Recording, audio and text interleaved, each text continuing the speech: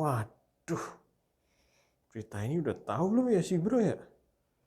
Udah, gua telepon lah sekarang. Duh, kok gak nyambung ya? Salah lagi coba. Molor mulu dia kali ya. Giliran gua telepon, kagak ada. Nah, bro, udah baca berita belum? Berita naon dok? Tumben telepon duluan.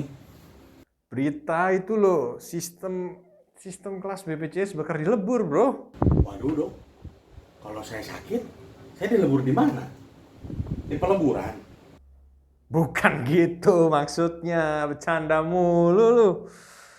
Ya tetap dirawat di rumah sakit lah, masa di peleburan. Nah, tapi kelasnya ini nih yang masih belum tahu. Ya kita tunggu aja lah sampai kebijakannya terbit matahari kali.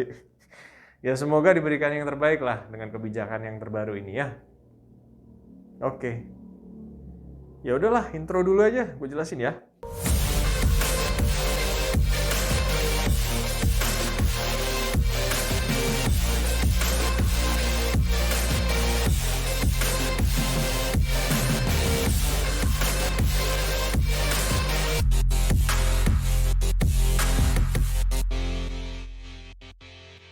Halo semuanya, kembali lagi bersama dengan saya di Meja Konsultasi.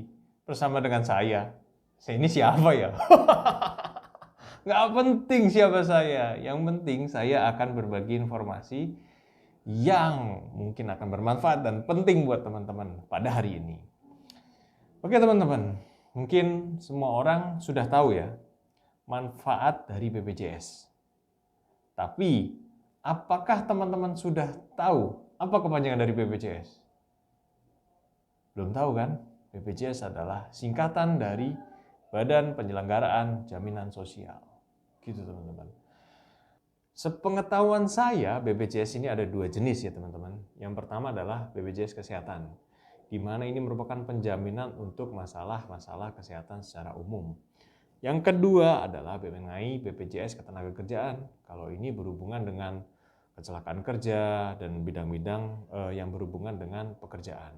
Nah, belakangan ini kan beredar tentang penghapusan kelas BPJS, teman-teman. Saat ini sih saya terus terang belum tahu seberapa jauh proses yang sudah berlangsung. Dengar-dengar sih bulan Juli akan di-launching itu kebijakan.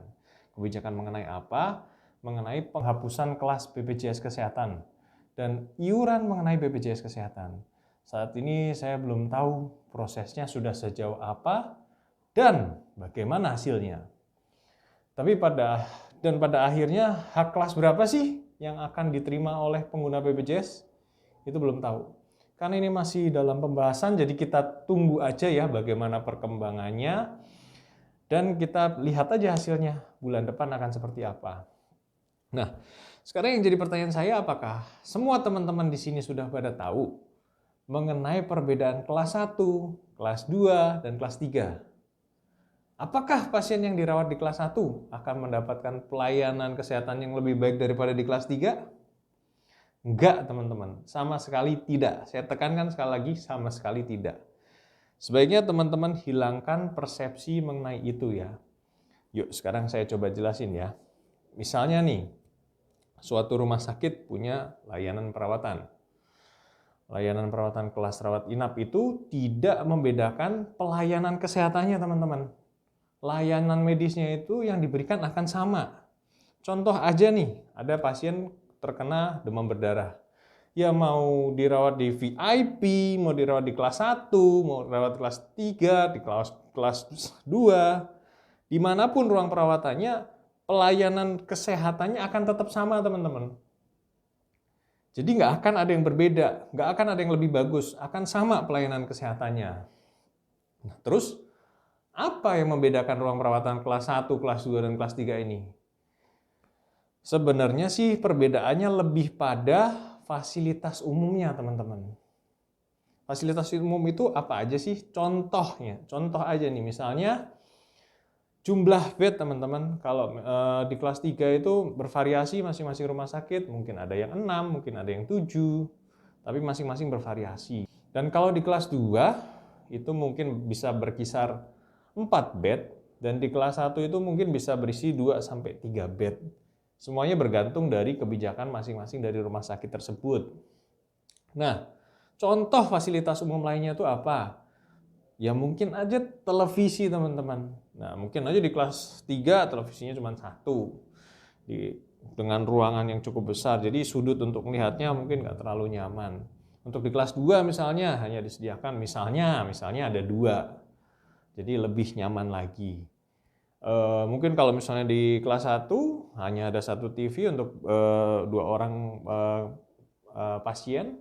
Dan di VIP biasanya sih udah sendiri teman-teman. Jadi yang membedakan itu sekali lagi saya tekankan bukan pelayanan kesehatannya ya teman-teman, tapi fasilitas-fasilitas umum yang diberikan. Karena itu tidak mempengaruhi kesehatan. Dan sampai pada video ini dibuat, setiap orang berhak memilih layanan kelas sesuai dengan yang diharapkan. Namun memang untuk pasien dengan BPJS PBI, secara regulasi semuanya akan diberikan hak kelas 3. Tapi tenang aja teman-teman, kelas 3 kan pelayanannya tetap sama kan dengan kelas-kelas yang lainnya.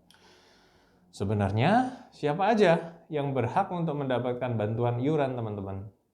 Jadi di dalam web resmi BPJS, penerima PBI adalah peserta yang tergolong dalam fakir miskin dan orang yang tidak mampu membayarkan iurannya.